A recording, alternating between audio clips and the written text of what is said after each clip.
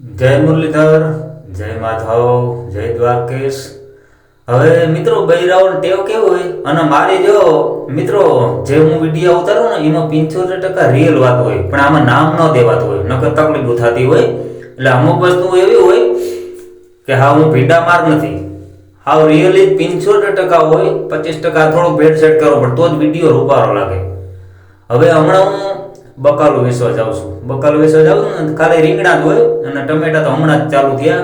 તો બધા કે ટમેટા વાવી તો હું કહું ટમેટા છે કે દેઈ છે, હું હા તો જોવે ના મસ્તી ના હોય કે બહુ સરસ છે કે ટમેટા. હું કહું કેટલા આપું, તો અમારે તો પડે ને તો એ કાં પૂછે.